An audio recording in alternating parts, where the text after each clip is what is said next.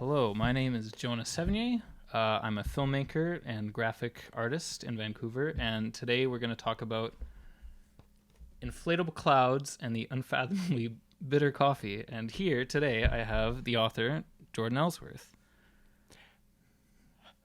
Hi, it's Jordan Ellsworth. Jordan S. Ellsworth, I'm starting to go by. Yeah. But it's still Jordan Ellsworth for this book, so that's cool. What do you do? I do a lot of writing. I mainly do film scripts. I do some editing, and I do some directing. I like directing the best. And I made a book. Now I start looking at you, right? You don't need to look at the camera. Oh, okay. I'll try my best. What did you want to say? About the book? Yeah. Okay, so the cover. So I painted this. It's on canvas. It hangs in my room. You painted this. I painted this Oh, wow. outside of the book, and then I took a photo of it. And the only thing that's not painted, besides, these words are fake painted, Yeah. but the eyes I added in before release. The eyes on the tree. Why? I kind of Did you always forget them, or? Well, I always figured yeah, I guess so. Well, like I finished the painting, and then after looking at it, I was like, well, that kind of looks like the hole in the trunk looks kind of like a mouth opened up, and that looks like his tongue is like a green tongue. So then I just wanted to put eyes on it, so I did. But the actual people, for the most part, the process was I took my my finger and I put it in the black paint, and then I put it on each one. So each one, like in the actual painting, is a fingerprint.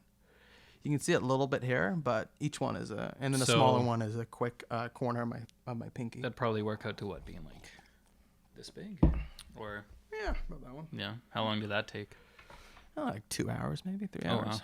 It was like I didn't go in thinking of whatever I wanted to do. It was just like I started out with the tree, and then I wanted these little guys, and then Kind of went with a mood, with a color palette in mind, or no, you I just had paints, and then I did just went whatever for worked? it, and it wasn't even for the book. It was separate from the book, and then I made the book, and I was like, well, maybe this was the point of this painting.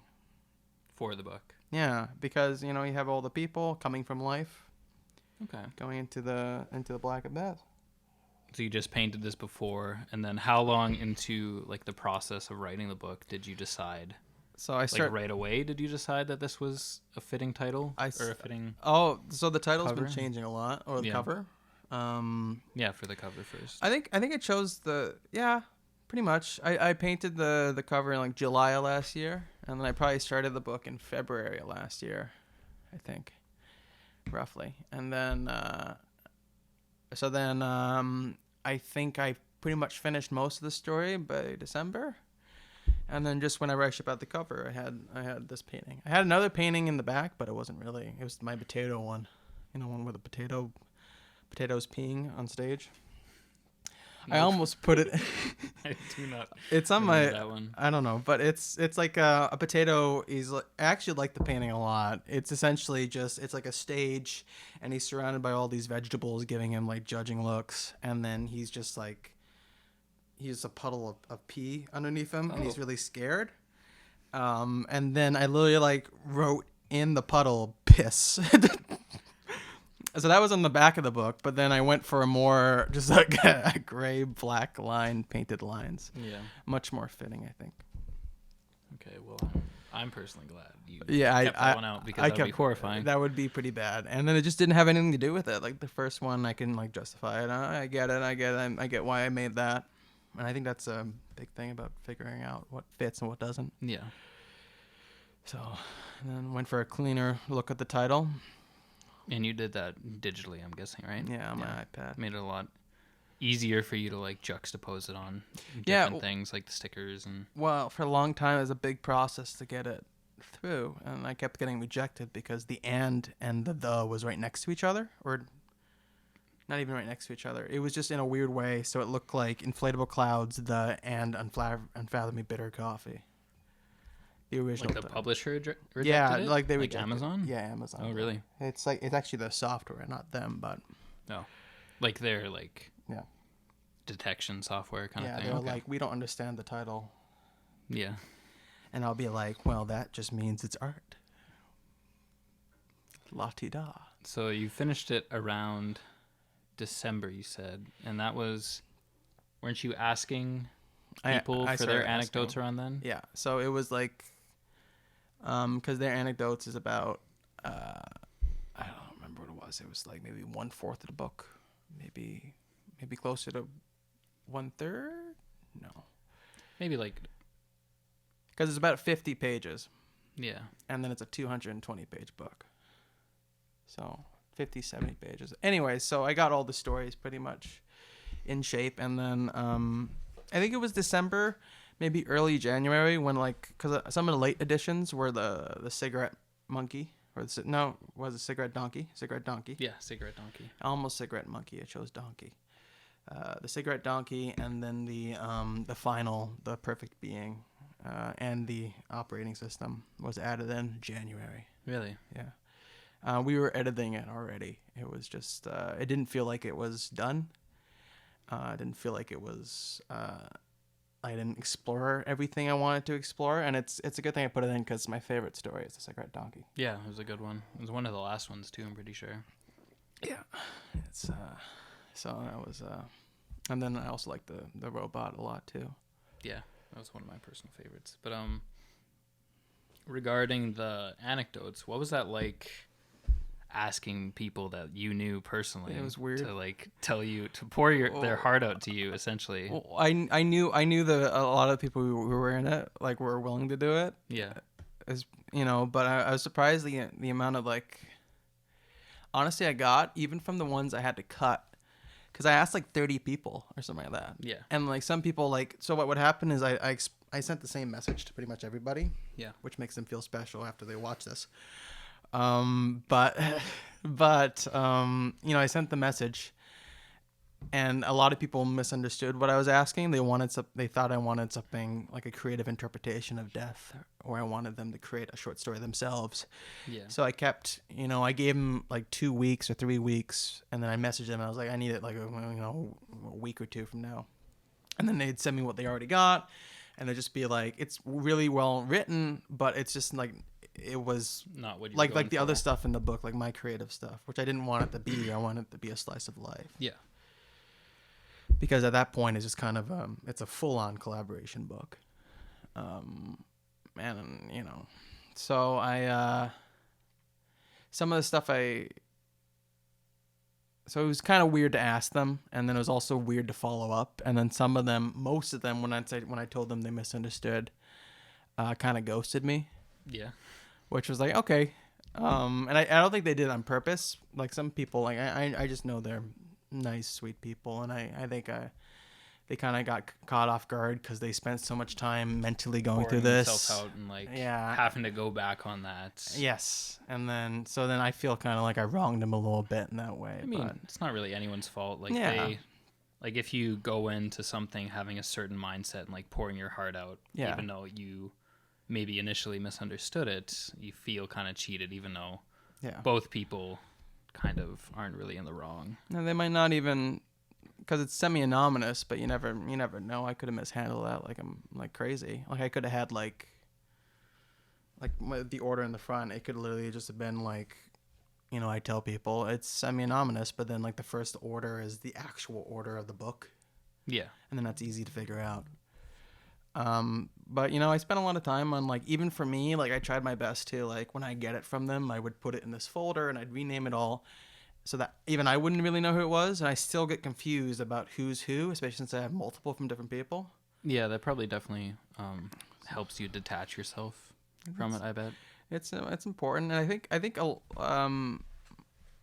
it was, just the whole process of, like, even like, cause like I didn't want to ask people to, show a huge chunk of their life without me writing mine in there too. So I think that was a kind of a nerve-wracking thing. And I think just kind of, especially giving people the opportunity to do whatever they want, it basically means I'm the face of it. So if there's any backlash from your story, it's kind of on me. And Yeah. I think that's why I cut some of the material, because some of the material kind of shocked me, like how deep people would get, because I guess they're just in their room alone at night, just writing what they think is really deep down.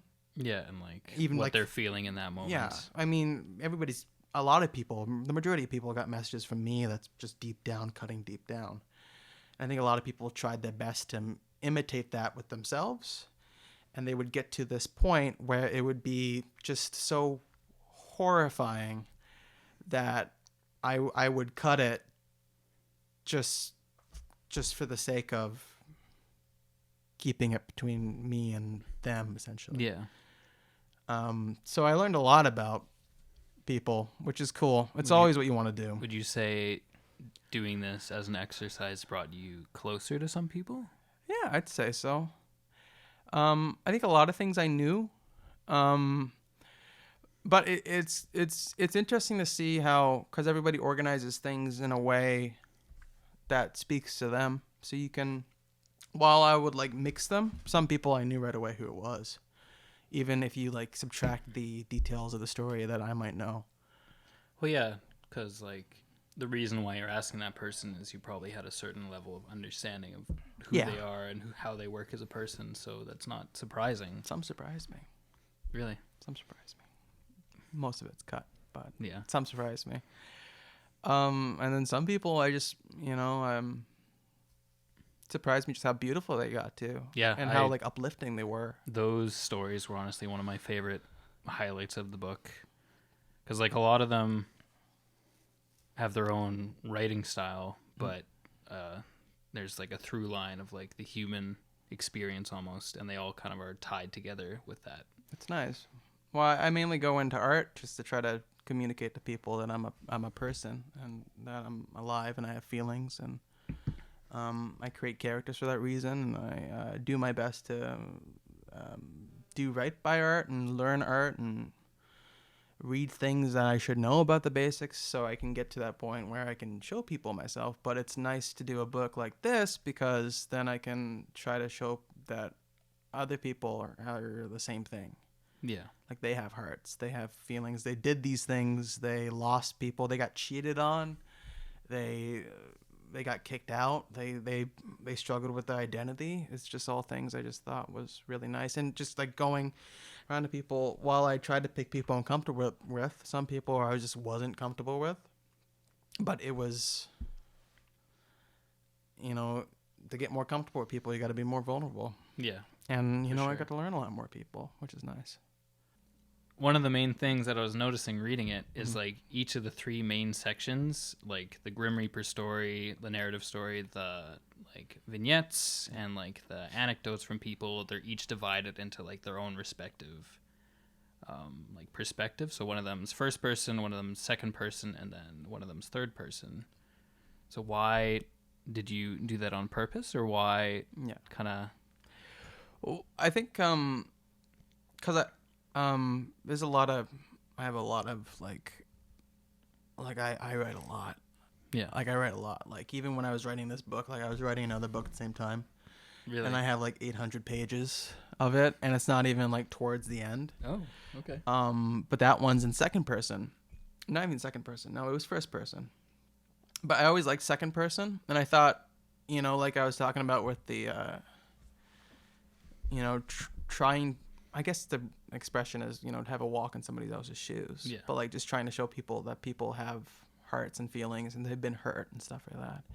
I think doing the second person was the most important thing to do with the stories, of making it up so that you can feel like you're this person that I've made up for a specific purpose. Yeah, and I definitely felt that. That you can relate to. Because you don't see second person all that often in fiction. It's very rare, and it's just a really nice thing, but I think the only time I would probably use it would be something like this, where it's like short stories, and it's in little bursts. And when it comes to the third person, it was... I wanted because you like write things that you're uncomfortable with so you can get more comfortable with it. And what's more uncomfortable to a person than death and mortality? And I think that distance it's third person. It was a clear thought to me. Third person. And third person's like the most, for most books, that people is comfortable with. Yeah. So if that was going to be the through line, first of all, should be third person because of that. Yeah. Yeah. And the anecdotes, of course, just by nature are... It's easier. Yeah. Or first person, just And as like using eye language, you read it in your own voice possibly, or you read it in mine because you don't know who it is. yeah. So then eye language is good to connect with. So then why? Like it follows the theme, but why specifically the Grim Reaper story in third person? Do you want like a certain disconnect because Yeah. it's not a I a wanted to human being? disconnect, but I thought just for a through line, having it feel like it's like a folktale, I suppose. Yeah. Okay. Like it's kind of like, yeah, a folktale, I suppose. That's a big feeling I like, and I like a lot of folktale stories, like the the old like Ariel, like mermaid and stuff like that. The classic Little folktales, Mermaid, yeah. like the horror ones. What is it? The Grimm, The Brothers Grimm. the Brothers Yeah. Grimm's ones. And just growing up with like folk tales and short stories is just nice to see. And then especially if it's going to be something fantasy like where you're going on this journey up in the clouds. Because what happens to death when death dies, right? Yeah. So yeah, that's why I chose the third person for the disconnect and for the folk Folkiness, tale yeah. type of see through that. line. It's also the most comfortable format that people is used to. Yeah. If I did like all like second person, there'd That'd be a little bit bit more of too a much. disconnect. Yeah, because you can't have too much of it. And I also had second and first, so why not have third? Yeah. It's kind of a fun little like cycle where it like fulfills each of the individual types of writing. I like that. I don't think I've ever really seen a book do that. Like maybe first to third, but never all three. So that was nice. Yeah, it was popping. And I guess I'll give you another fact. If you'd Sure, like go another for it. fact. There's a couple of different in the pre-production of the book. There was two things. There was two big versions of the book that both kind of morphed into it. And I think the one that's most people know about is it was once called Shalom Beautiful. And it was supposed to have all the short stories have something to do with shalom as the greeting or just shalom in general. But I felt like that was just too, it's something I would make in high school. So I didn't really want to do that. A little too niche. Too niche. And then I got, addicted to the mortality portion. And then I wanted full stories. I didn't want just these little slices that, that's where it appears. That's just Space Jam 2. Yeah. But the other version of the book that I think would have been very interesting was called Peaches and Sandalwood. It was going to be a poetry book. Like all those little, with the bee and stuff like that, like the honey and... Yeah, Ruppy Cower. Honey and honeycomb. Milk and honey. Milk and honey. Yeah. All those little brands of book. I originally wanted to do that, but I wanted to call it Peaches and Sandalwood because it sounds really dirty. And I thought it was really funny. But for the longest time, it was, okay, I'm going to make Peaches and Sandalwood. But... So were a lot of the poems in this book originally made for that, and you just kind of did the rest of the book after? Yeah, a or little did bit you... of it at the beginning. Okay. Because I think I started and I don't fully, and I think even now I don't fully know how to do poetry. And the nice thing is that the poetry is part of the narrative. Yeah. Which helps because if it's bad, then I can blame the character. I don't have to blame myself. But I ordered the poetry in a way where I thought it generally got better. The first one is just all rhymey. And then I think towards the end, the last one is a full-on visceral haiku. I think it's a full-on haiku. It was a bit longer, but the like writings. It might have been like a couple different haikus. Yeah, the concrete one. Yeah, with like the face. Yes. Yeah. So, man, I sold it to somebody because he's really into poetry, and then he was like, "You made a poetry book." I was like, yeah, it's all poetry. You sold the idea, or you sold this book to I him? sold the book to him because I told him it was a poetry book. I mean, it's poetic. death is poetic in nature. It's really a But I don't- romance novel when you think about it. The Grim Reaper and the Crows. They get pretty feisty. Sometimes it's kind of funny because when I was like mapping out the Grim Reaper story, I kind of wanted to torture him a bit more, or them, I suppose. Yeah. But it was just kind of this, what's the alternative to, death? It's living forever, which is its own little purgatory almost. So there's a necessary evil to it. When it's like this just horrendous thing that just takes everything you love. But, we kind of need it in order to have value to things. Yeah. To care about things. Care about people. That's the main through line. Yeah, there's no sweet without the bitter kind Right. of thing. Yeah. There's no Yeah, there you go. inflatable clouds There you without go. the coffee There you go. kind of thing. Inflatable goods and the unfathomably bitter bad. I also almost had a kid's version of the book. It was going to be called Inflatable Castles and the Unfathomably Bitter Dad Drink. And it was going to be I was going to like censor all the bad words and then just change like whenever like they're having sex or whatever, it's going to be like, yeah, he hugged her really close. And that would just be the whole book. We would have lost like most of it. Like I would have cut pretty much everybody's contributions. Yeah. So I would have lost a lot of content, but then I would have had this just mangled. We could probably keep the Disneyland one and then just cut all Yeah. the bad stuff out and just be like a nice, pleasant story about Disneyland. Kids would love that. Kids like Disneyland. Yeah. But yeah. Why death? Why the book? Why now? Oh, like these days? Yeah, just like what is there anything? Is there any like movie or book or song that kind of set you off? Like, I mean, we're surrounded by death, obviously, with COVID and everything. No, you don't want that? Kidding. I was okay. Well, we got a solid 10 seconds of us laughing at COVID. That's good. Yeah. We'll cut that. Got to keep it light. I was just gonna say that like that stuff never crossed my mind.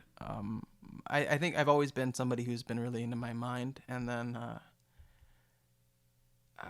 like just I've always thought about my own mortality. I think last like 4 One years does, yeah. especially.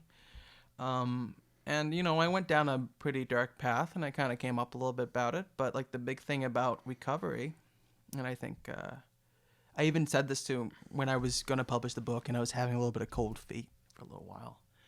And I think a big part of recovery is surrendering your pain.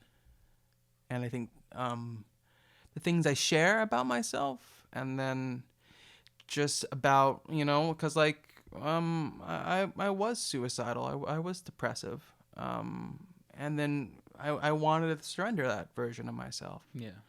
And I think the best way to do that would be to do a weird, quirky novel and just pepper it through.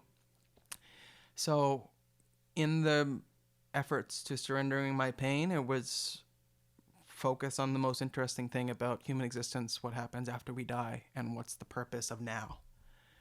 And, I have to hold on to that. My purpose is making stuff like this, making art, making paintings, or trying my best to convey that other people have feelings than yourself. So that was a kind of a testament to it. And, it's with quarantine and stuff like that, I think a lot of people kind of need help surrendering their pain. Yeah. And I'm not saying it's going to do it, but, it's, if you can get a laugh out of it, good. If you can feel something that you already feel, like somebody else is going through something, if you've been cheated on, if you've been felt like you were bad, then, there's things out there for you. Not necessarily this. There's lots of things out there for you. Yeah. But You yeah. said you started writing in July? Yeah. So No, I started writing in January. last January. I made the art in July, and then it was a little off and on. Yeah. I remember one time I got inspiration at work, and I wrote the Minute After Midnight on my phone, the first 2 pages, Yeah. and it's nice. Because then you have to try to, okay, what's next? It's always what I liked. So how long before like actually like putting pen to paper did you like get the idea to start writing this as like how it was, not because I know you mentioned before it was originally like a poem book, Right. but like how long before writing it in January did you decide to make it what it is now? See, it's kind of the timeline's a little hard to say. I think it was like early August is when it really started to get some traction, but especially like it was Frankenstein's monster in December. Yeah. I'd say. So the actual Grim Reaper storyline was probably done early September. And then all these other stories that I probably built since January all came in and then started getting its order in December. Yeah. And I think the big thing about ordering it was grouping it together in a way where it could narratively fit or thematically fit. So, for instance, there's like a part in the Grim Reaper section. It's chapter 4. It's when he falls off the cloud. Yeah. That I transitioned into the cigarette donkey when the baby falls out of the cloud.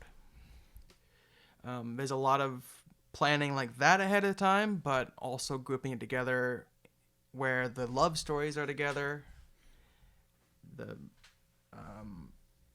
bad thinking habits stories are together. All the real work started in probably December.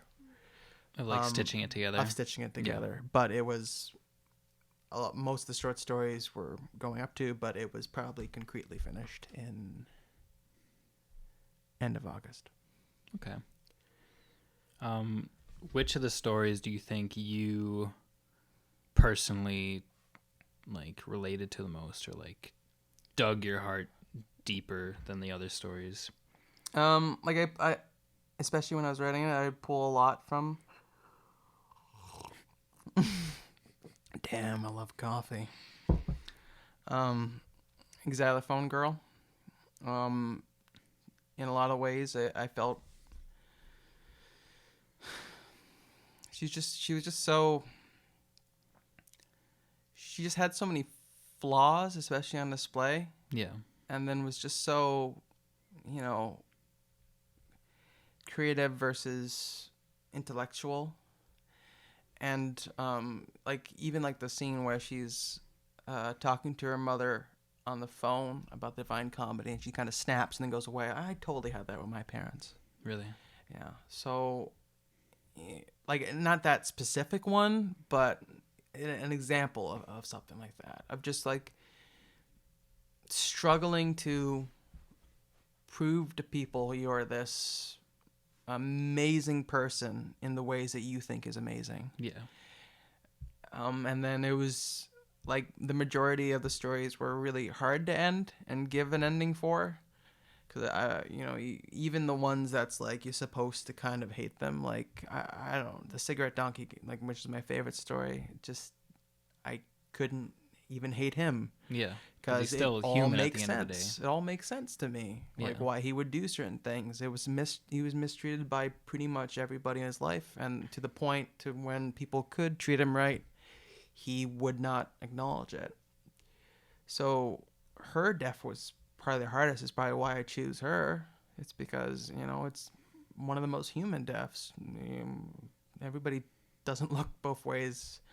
Around, well, some people do, but at some point you don't look both ways at a roundabout, because you do it so many times. You do it so many times, and you have a certain level of trust in people. Yeah, and like all the other times you did it, you didn't get hit. So why would that change today? And the fact that she's such an intellectual person, and that she was so in her mind, and she was gonna go do this thing, and then she wasn't even sure she was gonna do it. To kind of like to be that smart and aspiring, and then had that level of trust, and then it backfired. It was just hard to write. And the majority of the deaths were hard to write. Yeah, because you spend so much time with them, writing them. Right. Like reading them, you already spend so much time, but like writing them, you like mull over everything again and again and again until you like know this character almost as much as you know yourself. Mm-hmm. Then you got to kill that child that you created on the page. And then, even as we're speaking, I'm like, well, maybe I relate to the Minute After Midnight guy the most. What is that? Because the Minute After Midnight guy, I probably have, I was completely okay with killing him off. Yeah. Not completely okay. It just, see, that's the thing. When you pull so much from you in different aspects, I'd love to be the xylophone girl. And I think I relate so much. The romantic, the need for approval and stuff like that. From peers, from yourself. But the Minute After Midnight guy, he was not fleshed out much. No. That was a true like short story type of format. But I mean, I swear to God, that situation probably happened at some point. All of them probably did in some way or another. Right. And I don't know. It's also like one of the first ones I wrote, so I put a lot of me into that one. It's also one of the first ones, right? Yeah. The Minute After Midnight. Yeah. I think it is the first And one. I even buffed up his death to make it a little bit better because I felt like I was a little lax on him. disconnected. And I was, it's the first one too, so you kind of got to get used to the idea of your characters dying. And then that was the big thing about going forwards. Well, if you know everybody's going to die, why should you care about them? Yeah. What makes them different? Right. So that's about finding the humanity. And then the one that followed up is the xylophone girl, which, and then the Cuban painter. I don't know. I think after that point, it wasn't the first one was okay. I'm getting used to it. I'm getting the flow of it.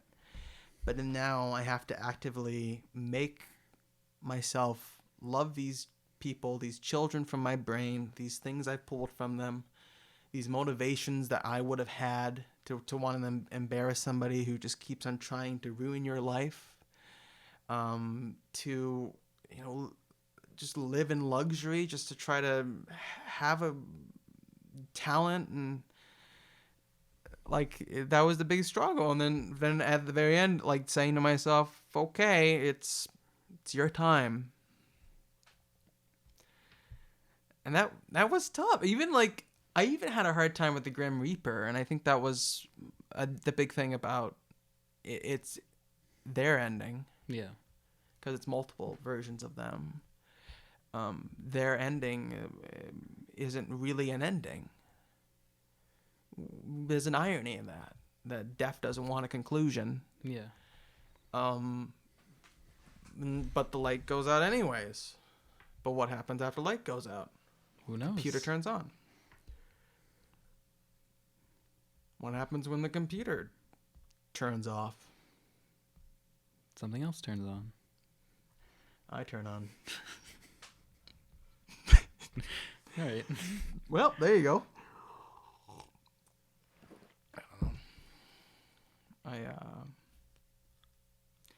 There was some of the cut content. I actually, there was one, and I swear to God, I almost did it, and then now I'm like, well, maybe I should hold it, because I was always thinking of like, what if I want to do a sequel? And I have idea for a sequel, and I have multiple pages of a sequel. And I was working on a sequel, and it was going to go, and I even teased it in this one. The last page is a quote-unquote, like, it looks a little bit like a tarot card. And the sequel would go more into the mystical, and more importantly, it would go into dreams, which I think is the evolution of death and life. Death's cousin. Yeah. But I almost had a story in this one. And I'm probably going to cut it from the sequel too, because it's just so stupid. It was going to be the life of a lamb in a slaughterhouse. Very fun idea. But you know how every single story has a different version of calling the parents certain things? He was going to call his mother Maba. Maba. Very interesting. You know, like you do. Yeah, it's one of my character traits. One of the biggest questions that I wanted to ask you to end off here is, what do you think happens after we die?